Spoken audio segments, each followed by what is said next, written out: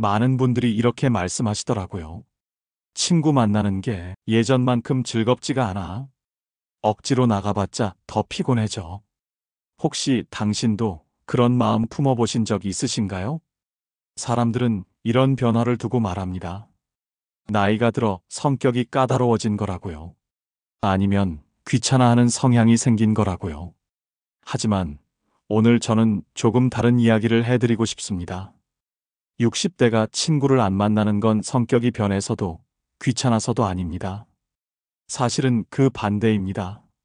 나이가 들수록 더 현명해져서, 더 지혜로워져서 그런 선택을 하게 되는 거예요. 왜냐하면 우리가 살면서 겪는 대부분의 스트레스와 상처는 사실 사람 때문에 생기거든요.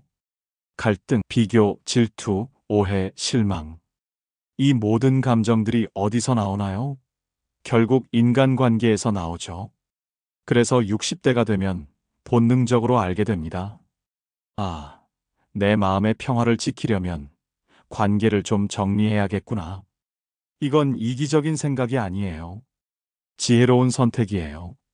오늘 이 영상 끝까지 보시면 세 가지를 깨닫게 되실 겁니다. 첫째, 왜 좋은 사람일수록 친구 만나기를 어려워하는지 그 진짜 이유. 둘째, 관계를 줄이는 것이 상실이 아니라 자유의 시작인 이유. 셋째, 혼자 있는 시간을 어떻게 보내야 외롭지 않고 오히려 더 풍요로워지는지. 그리고 마지막에는 이런 질문을 스스로에게 던져보게 될 거예요. 나는 지금까지 친구를 만나려고 노력해왔을까? 아니면 친구 만나는 의무에 짓눌려 살아왔을까? 자, 이제 한 분의 이야기를 들어보시죠. 첫 번째 이야기. 박정숙 할머니의 깨달음. 부산에 사는 68세 박정숙 할머니의 이야기입니다. 정숙 할머니는 평생을 좋은 사람으로 살아왔습니다. 젊을 때부터 동네 부녀회 활동을 열심히 했고, 아이들 학교 일에도 빠지지 않았고, 친구들과의 약속도 절대 어기지 않았어요. 특히 고등학교 동창 모임에는 30년 넘게 한 번도 빠진 적이 없었습니다. 매월 셋째 주 토요일이면 어김없이 강남의 한 호텔 뷔페에서 만났죠. 그런데 작년 겨울 그 모임에서 이상한 일이 생겼어요. 평소보다 분위기가 무거웠습니다. 이유를 물어보니 친구 중 한 명이 투자 사기를 당했다는 거였어요. 어떻게 그런 뻔한 사기에 넘어갈 수가 있어? 요즘 노인들 타겟으로 하는 사기가 얼마나 많은데. 조금만 조심했으면 됐을 텐데. 그 자리에서 피해를 당한 친구는 고개만 숙이고 있었어요. 정숙 할머니는 그 순간 이상한 기분이 들었습니다. 우리가 언제부터 이렇게 서로를 판단하는 사이가 됐을까? 사실 그 친구는 평생을 검소하게 살면서 모은 돈이었어요. 자식들에게 부담 주기 싫어서 노후 자금을 늘려보려다 당한 거였죠. 그런데 다른 친구들은 마치 자신들은 절대 그럴 리 없다는 듯 말하고 있었어요. 더 놀라운 건 다음 주에 알게 된 사실이었습니다. 그 모임에서 가장 목소리를 높였던 친구가 사적으로 다른 친구들에게 이런 말을 하고 다녔다는 거예요. 정말 답답해. 어떻게 그렇게 철없을 수가 있어? 우리도 이제 조심해야겠어. 정숙 할머니는 그 말을 전해 듣고 가슴이 먹먹해졌습니다. 30년을 함께 해온 친구들인데 언제부터 이렇게 서로를 차갑게 바라보게 된 걸까요? 그때부터 모임이 부담스러워지기 시작했어요. 만날 때마다 누군가의 자랑이 나오고, 누군가의 험담이 나오고, 누군가를 은근히 무시하는 분위기가 흘렀어요. 우리 아들이 요즘 승진해서, 우리는 아파트를 하나 더 샀어. 요즘 며느리가 얼마나 잘해주는지. 자랑 뒤에는 어김없이 남의 이야기가 따라왔어요. 김 씨네는 요즘 어떻게 사는지 모르겠어. 박 씨는 맨날 똑같은 옷만 입고 다니더라. 이 씨는 손자 자랑만 하면서 정장 용돈은 하나도 안 주나 봐. 정숙 할머니는 점점 그 자리가 싫어졌어요. 그런데 더 큰 문제는 자신도 모르게 그런 대화에 끌려 들어간다는 거였어요. 집에 돌아와서 생각해보면 후회가 되는 말들을 했어요. 나도 언제부터 이렇게 됐을까? 어느 날 정숙 할머니는 큰 결심을 했습니다. 한 달쯤 모임에 나가지 않기로 한 거예요. 감기 기운이 있어서 라고 핑계를 댔죠. 그런데 신기한 일이 일어났어요. 모임에 나가지 않은 그 토요일 오후, 정숙 할머니는 집 근처 작은 공원을 혼자 산책했어요. 따뜻한 햇살을 받으며 벤치에 앉아 있는데 마음이 이상하게 편안했어요. 아무도 판단하지 않아도 되고 아무에게도 판단받지 않아도 되는 시간. 누구와 비교할 필요도 없고 누구에게 맞춰줄 필요도 없는 시간. 그때 깨달았습니다. 내가 친구들을 만나면서 행복했던 게 아니라 의무감에 만나고 있었구나. 두 번째 이야기. 관계의 무게. 인천에 사는 71세 김창호 어르신의 이야기입니다. 창호 어르신은 퇴직 전까지 회사에서 인사 담당자로 일했어요. 30여 년 동안 수많은 사람들과 관계를 맺어왔죠. 퇴직 후에도 그 인맥을 유지하려고 정말 애썼어요. 전 직장 동료들과의 정기 모임, 대학 동문회, 고등학교 동창회, 심지어 군대 전우회까지. 일주일에 서너 번은 누군가와 만나는 일정이 있었어요. 그런데 시간이 지날수록 이상한 걸 느꼈어요. 모임의 패턴이 너무 뻔했거든요. 처음엔 안부 인사, 그 다음엔 자식 자랑, 그리고 건강 이야기, 마지막엔 누군가의 뒷담화. 특히 뒷담화 시간이 길어질수록 창호 어르신은 불편해졌어요. 야, 기억나냐? 우리 부장이었던 최 씨 말이야. 요즘 치매 왔다던데? 정말? 그렇게 똑똑했던 사람이? 나이 먹으면 다 그렇게 되는 거야. 우리도 조심해야지. 그런 대화를 들으면서 창호 어르신은 생각했어요. 언젠가 내가 없는 자리에서 내 이야기도 이렇게 나오겠구나. 더 힘든 건 경제적인 부담이었어요. 모임이 있을 때마다 최소 5만 원에서 10만 원씩 나갔어요. 한 달이면 20만 원이 넘었죠. 퇴직연금으로 생활하는 처지에 적지 않은 부담이었어요. 그런데 더 큰 문제는 따로 있었어요. 어느 날 대학 동문회에서 만난 후배가 이런 말을 했어요. 형님, 요즘 좋은 투자처가 있는데 관심 있으세요? 무슨 투자? 암호화폐 관련인데요.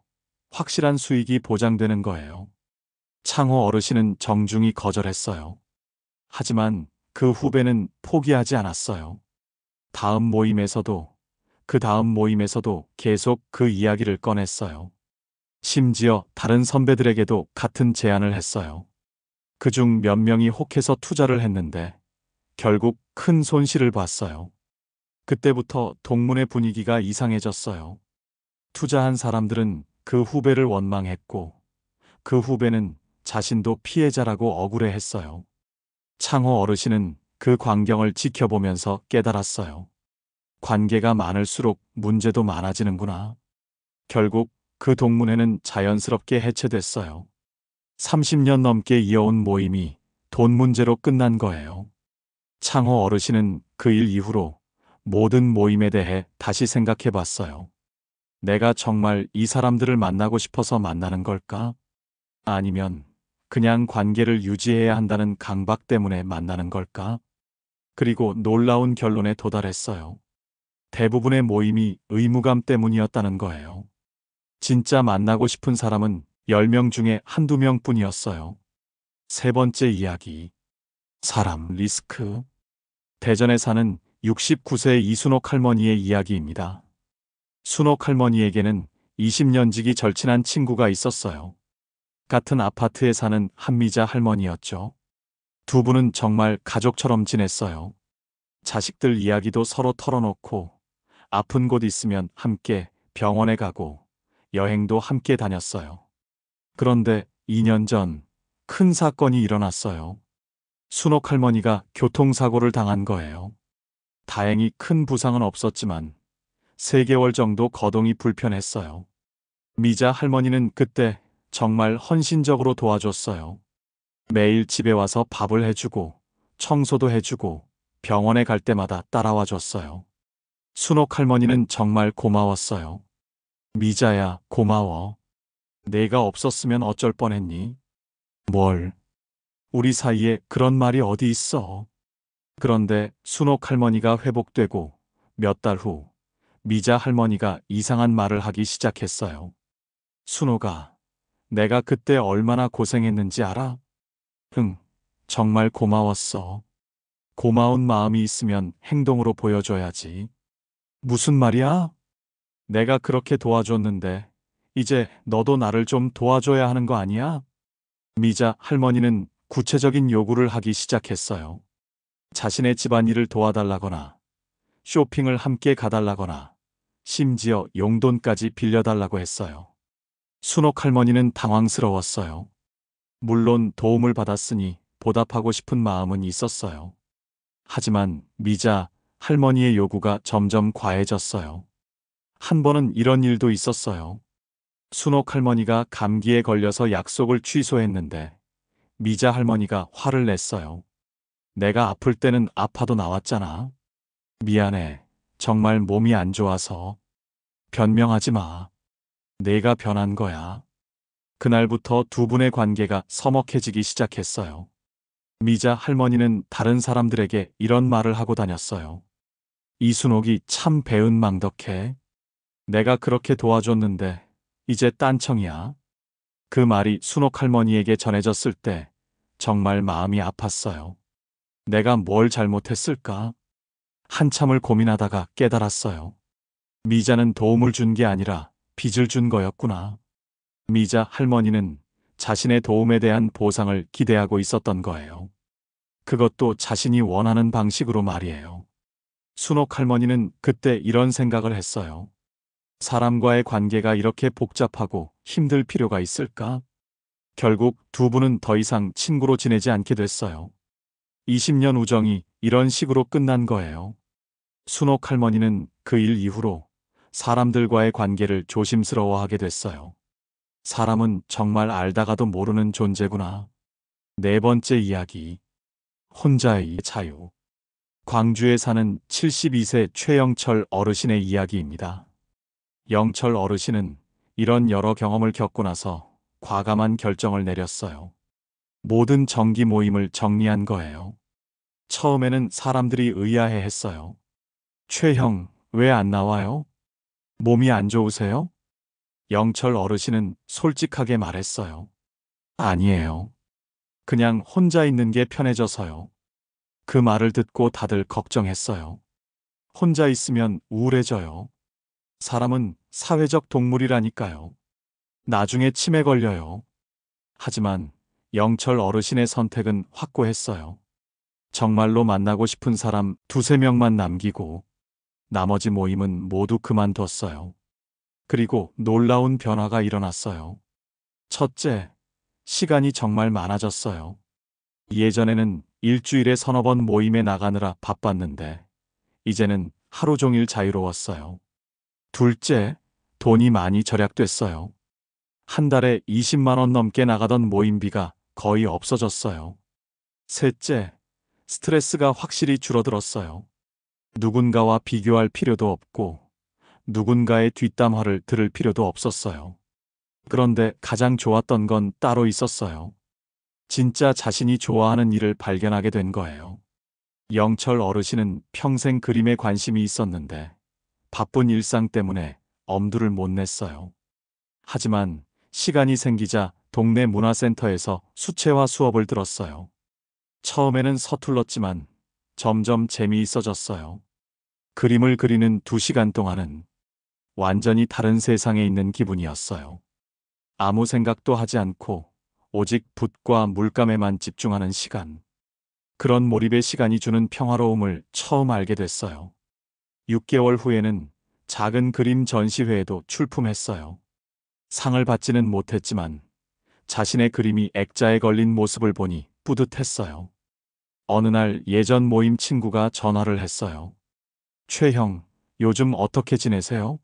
모임에 안 나오니까 섭섭해요. 아, 나는 그림 그리면서 잘 지내고 있어. 그림요? 갑자기 왜? 재밌더라고. 시간 가는 줄 몰라. 혼자서 그런 걸 하면 답답하지 않아요? 영철 어르신은 잠시 생각해보고 대답했어요. 답답하기는커녕 자유로워. 누구 눈치 볼 필요도 없고 내가 하고 싶은 만큼 할 수 있고. 그 친구는 이해하지 못하는 듯 했어요. 하지만 영철 어르신은 확신했어요. 이게 내가 원했던 삶이구나. 5번째, 진짜 관계의 발견. 경기도 수원에 사는 74세 김희순 할머니의 이야기입니다. 희순 할머니도 비슷한 과정을 겪었어요. 많은 모임을 정리하고 혼자만의 시간을 늘렸죠. 그런데 어느 날 뜻밖의 만남이 있었어요. 동네 마트에서 장을 보는데 계산대에서 앞에 선 할머니가 돈이 부족해서 당황하고 있었어요. 아이고, 카드를 집에 두고 왔네. 죄송해요. 계산원은 짜증을 내고 있었고 뒤에 줄 선 사람들도 눈치를 주고 있었어요. 희순 할머니는 망설이지 않고 앞으로 나가서 말했어요. 제가 대신 계산해 드릴게요. 아, 어떡해. 고맙습니다. 그 할머니는 정말 고마워했어요. 나중에 돈을 갚으러 왔을 때 두 분은 자연스럽게 대화를 나누게 됐어요. 알고 보니 비슷한 처지였어요. 남편을 일찍 여의고 혼자 사는 분이었는데 성격도 비슷하고 관심사도 비슷했어요. 두 분은 가끔 만나서 차를 마시며 이야기를 나눴어요. 그런데 이 관계는 지금까지의 관계와 완전히 달랐어요. 첫째, 서로에게 기대하는 게 없었어요. 만나고 싶을 때 만나고 바쁘면 안 만나도 됐어요. 둘째, 비교나 경쟁이 없었어요. 자식 자랑이나 재산 자랑 같은 건 전혀 하지 않았어요. 셋째, 서로의 취미를 존중했어요. 희순 할머니는 독서를 좋아하고 그 할머니는 뜨개질을 좋아했는데 서로의 취미에 대해 관심을 가져주되 강요하지는 않았어요. 넷째, 깊은 대화를 나눴어요. 인생에 대한 생각, 외로움에 대한 솔직한 마음, 미래에 대한 걱정 같은 진짜 이야기를 나눴어요. 희순 할머니는 깨달았어요. 진짜 좋은 관계는 이런 거구나. 억지로 유지하려고 애쓸 필요도 없고, 의무감으로 만날 필요도 없고, 서로에게 부담을 주지도 않는 관계. 그런 관계가 딱 한 명만 있어도 충분하다는 걸 알게 됐어요. 6번째, 혼자 있는 시간의 지혜. 이런 이야기들을 들으면서 혹시 이런 걱정을 하시는 분들이 있을 거예요. 그러면 완전히 혼자 살라는 얘기예요? 외로우면 어떻게 해요? 아닙니다. 완전히 혼자 살라는 게 아니에요. 다만 관계의 질을 생각해 보자는 거예요. 10명의 어정쩡한 친구보다 1명의 진짜 친구가 낫다는 거죠. 그리고 혼자 있는 시간을 어떻게 보내느냐가 중요해요. 혼자 있으면서 그냥 텔레비전만 보고 앉아 있으면 당연히 외로워져요. 하지만 혼자 있는 시간을 자신을 위해 쓰면 전혀 다른 경험이 돼요. 책을 읽거나 그림을 그리거나 글을 쓰거나 운동을 하거나 요리를 하거나 이런 활동들을 하다 보면 시간이 금세 가요. 그리고 무엇보다 자신에 대해 더 잘 알게 돼요. 아, 내가 이런 걸 좋아하는구나. 내가 이런 재능이 있었구나. 혼자 있어도 이렇게 행복할 수 있구나. 이런 깨달음을 얻게 되는 거죠. 독일의 철학자 쇼펜하우어는 이런 말을 했어요. 인간이 혼자 있을 때 무엇을 할 수 있는가가 그 사람의 내적 풍요로움을 보여준다. 맞는 말이에요. 혼자 있을 때 무료해하는 사람은 내면이 빈 사람이고, 혼자 있을 때도 충만한 사람은 내면이 풍요로운 사람이에요. 나이가 들수록 이런 내적 풍요로움이 더욱 중요해져요. 7번째, 마음의 평화. 전북 전주에 사는 76세 윤성도 어르신의 이야기입니다. 성도 어르신은 평생을 착한 사람으로 살아왔어요. 남에게 피해 주기 싫어하고 남의 부탁을 거절하지 못하고 항상 다른 사람을 먼저 생각하는 분이었죠. 그런데 70이 넘어서야 깨달은 게 있다고 하시더라고요. 내가 그렇게 착하게 살았는데 정작 내 마음은 하나도 평화롭지 않았어. 왜였을까요? 성도 어르신의 말씀을 들어보세요. 사람들과 어울릴 때마다 신경 쓸 게 너무 많았어요. 저 사람 기분 상하게 하면 안 되고, 내 말이 잘못 전달되면 안 되고, 괜히 오해받으면 안 되고, 하루 종일 그런 생각뿐이었어요. 집에 돌아와서도 마찬가지였어요. 오늘 내가 한 말 중에 잘못된 게 없었나? 누군가 기분 나빠하지는 않았나? 계속 되짚어보게 되더라고요. 그러다 보니 밤에 잠도 잘 안 왔어요. 머릿속이 복잡해서요. 성도 어르신이 변화를 결심하게 된 계기가 있었어요. 어느 날 친구들과 식사를 하는데 갑자기 가슴이 답답해지면서 숨이 잘 안 쉬어지는 거예요. 응급실에 갔더니 의사가 이렇게 말했다고 해요. 몸에는 별 이상이 없어요. 스트레스 때문인 것 같은데 요즘 특별히 걱정되는 일이 있으세요? 그때 성도 어르신은 깨달았어요. 아, 내가 사람들과의 관계 때문에 이렇게 스트레스를 받고 있었구나. 그날부터 하나씩 변화를 시도했어요. 먼저 정말 만나고 싶지 않은 모임은 정중하게 거절했어요. 죄송한데 개인적인 일이 있어서 참석하기 어려울 것 같아요. 처음에는 거절하는 것도 스트레스였어요. 상대방이 기분 나빠할까봐 걱정됐거든요. 하지만 몇 번 해보니까 생각보다 별일 아니더라고요. 대부분의 사람들이 그럴 수도 있지요 하고 이해해줬어요. 그리고 정말 중요한 관계라면 한두 번 안 만났다고 해서 금이 가지 않는다는 것도 알게 됐어요. 두 번째로는 다른 사람의 일에 깊이 개입하지 않기로 했어요. 예전에는 친구가 고민을 털어놓으면 밤새도록 해결책을 고민했어요. 조언도 해주고, 중간에서 다른 사람들과 조율도 해주고, 심지어 돈까지 빌려주기도 했어요. 하지만 이제는 공감은 해주되 해결은 그 사람 몫이라고 생각하기로 했어요. 그거 참 속상하겠네요. 어떻게 하실 생각이세요? 이렇게 묻고 상대방이 스스로 답을 찾을 수 있도록 도와주는 정도로만 했어요. 세 번째로는 자신만의 시간을 확실히 확보했어요. 아침 6시부터 8시까지는 절대 누구와도 약속을 잡지 않았어요. 그 시간에는 혼자 산책하거나 책을 읽거나 일기를 썼어요. 그 시간만큼은 온전히 내 시간이야.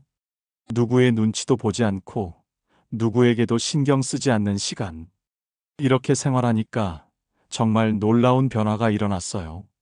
첫째, 마음이 평화로워졌어요. 하루 종일 다른 사람 눈치 보느라 불안했던 마음이 차분해졌어요. 둘째, 건강이 좋아졌어요. 스트레스가 줄어드니까 잠도 잘 오고 소화도 잘 되고 두통도 없어졌어요. 셋째, 진짜 중요한 관계가 보이기 시작했어요. 10명의 어정쩡한 관계보다 두세 명의 편안한 관계가 훨씬 소중하다는 걸 알게 됐어요. 성도 어르신은 이렇게 말씀하셨어요. 나이 들어서 깨달은 가장 큰 지혜는 이거예요. 모든 사람과 잘 지낼 필요가 없다는 것. 그리고 모든 사람에게 좋은 사람이 될 필요도 없다는 것. 대신 나와 진짜 잘 맞는 사람 몇 명과 깊고 편안한 관계를 유지하는 것. 그게 훨씬 지혜로운 일이더라고요. 여덟 번째, 시간이라는 선물. 이쯤에서 잠시 생각해 보셔야 할 질문이 있어요. 앞서 소개해드린 분들의 이야기를 들으면서 어떤 생각이 드셨나요? 혹시 이런 생각을 하신 건 아닌가요? 그러면 너무 이기적인 거 아닌가? 사람이 그렇게 자기 중심적으로 살아도 되나? 이런 걱정을 하신다면 그건 당신이 평생을 착하게 살아오셨다는 증거예요. 하지만 이제는 이렇게 생각해 보세요. 70년, 80년을 다른 사람을 위해 살아왔다면 이제 나머지 시간은 나를 위해 살 권리가 있는 거 아닐까요? 젊었을 때는 시간이 무한하다고 생각했어요. 언젠가는 내가 하고 싶은 일도 하고 내가 좋아하는 사람들과의 시간도 가질 수 있을 거라고 생각했죠. 하지만 이제는 알잖아요. 시간이 생각보다 빨리 지나간다는 것. 그리고 나에게 남은 시간이 그렇게 많지 않다는 것. 그렇다면 그 귀한 시간을 어떻게 써야 할까요?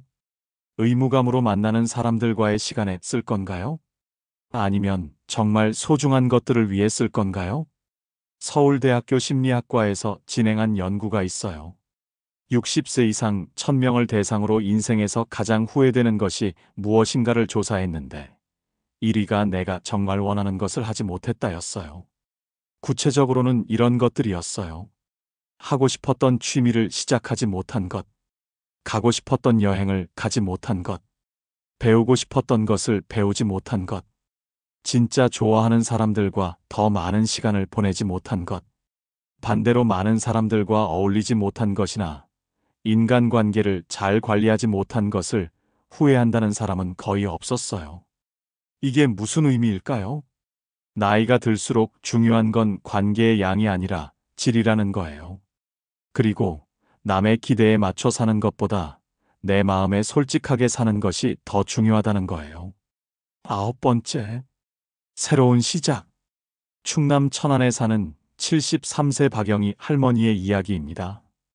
영희 할머니는 작년에 큰 결심을 하셨어요. 평생 해보고 싶었던 시 쓰기를 시작하신 거예요. 사실 젊었을 때부터 글 쓰는 걸 좋아하셨는데 결혼하고 아이 키우느라 포기하셨었어요. 그런데 친구들과의 관계를 정리하고 시간이 생기니까 어릴 때의 꿈이 다시 떠올랐다고 하세요. 처음에는 용기가 안 났어요. 이 나이에 무슨 시를 써요? 사람들이 웃지 않을까 걱정도 됐고요. 하지만 용기를 내서 동네 문화센터에서 하는 시 창작 강의를 들으셨어요. 처음에는 정말 어색했다고 해요. 다른 수강생들은 대부분 자신보다 젊은 사람들이었고 컴퓨터도 잘 못 다루시고 문학 용어도 어려워서 따라가기 힘들었어요. 하지만 포기하지 않으셨어요. 집에 와서 열심히 연습하고 모르는 건 도서관에 가서 찾아보고 조금씩 실력을 늘려가셨어요. 6개월 후에는 처음으로 시 한 편을 완성하셨어요. 제목이 늦가을이었는데 혼자 살아가는 심경을 담은 시였다고 해요. 그 시를 문화센터 문집에 실었는데 생각보다 반응이 좋았어요. 다른 수강생들이 정말 감동적이에요. 마음에 와 닿아요라고 말해줬고 강사 선생님도 칭찬해 주셨어요. 영희 할머니는 그때의 기분을 이렇게 표현하셨어요. 70년 넘게 살면서 그렇게 뿌듯한 적이 없었어요. 내가 쓴 글로 다른 사람들이 감동을 받다니 이런 게 성취감이구나 싶었어요. 이제 영희 할머니는 일주일에 3번씩 강의를 들으시고 한 달에 한두 편씩 시를 쓰세요. 목표가 생겼어요. 언젠가는 시집을 내보는 것. 친구들은 이 나이에 무슨 시집이냐고 해요. 하지만 나는 상관없어요. 내가 행복하니까요. 영희 할머니의 이야기에서 중요한 점이 하나 있어요. 시 쓰기를 시작한 후에 오히려 사람들과의 관계가 더 좋아졌다는 거예요. 시 강의에서 만난 새로운 친구들도 생겼고 기존 친구들과도 더 깊은 대화를 나누게 됐어요. 왜냐하면 할 이야기가 생겼거든요. 예전에는 만나면 똑같은 이야기만 반복했는데 이제는 시에 대한 이야기, 창작에 대한 이야기, 새로 배운 것에 대한 이야기를 할 수 있게 된 거예요. 이게 바로 관계의 질적 변화예요.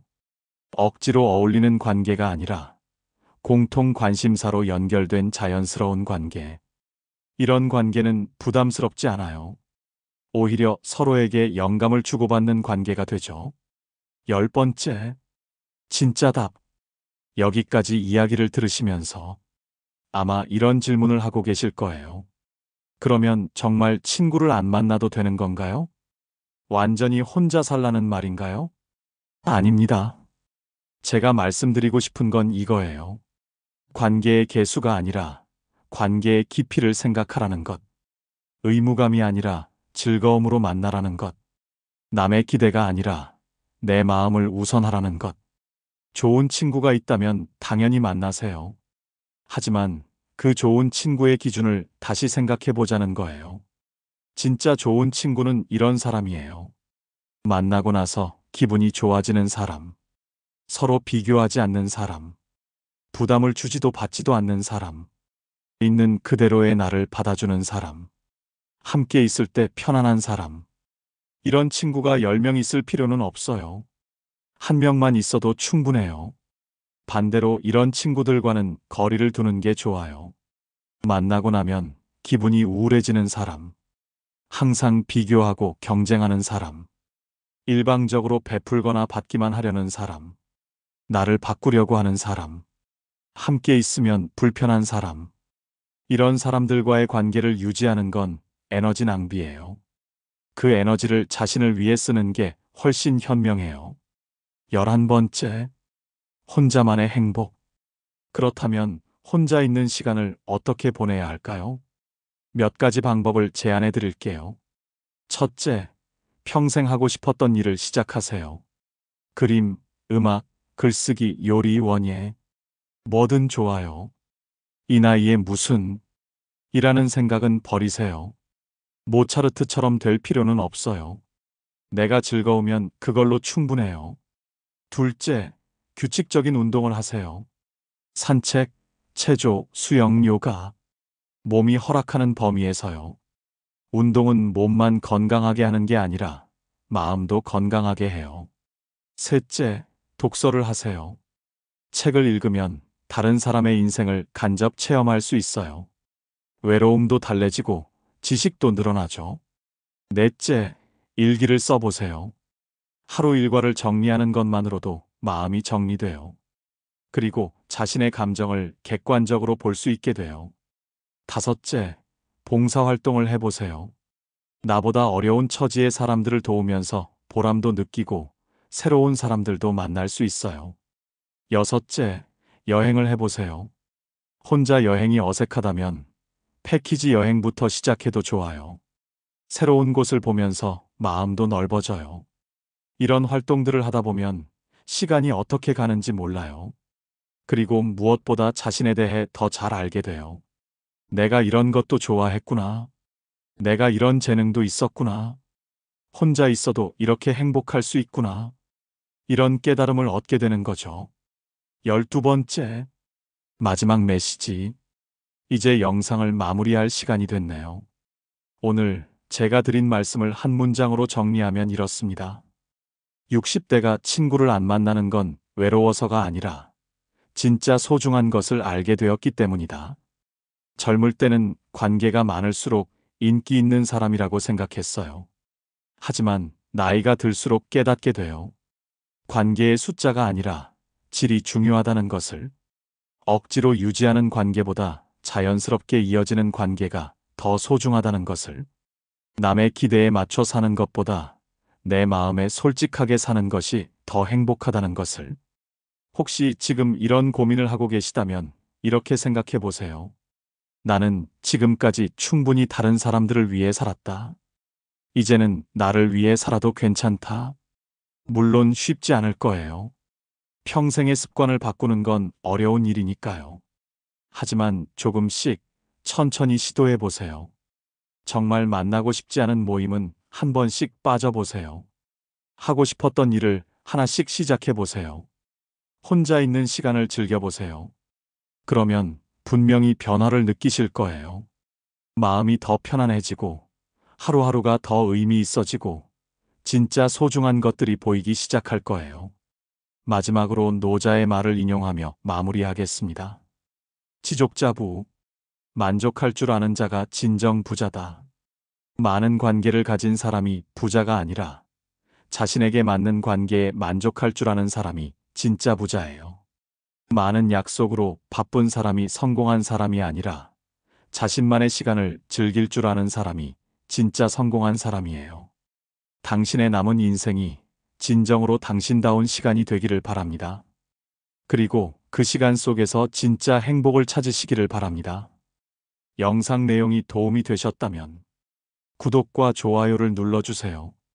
영상 제작에 큰 힘이 됩니다. 평온한 하루 되세요. 감사합니다.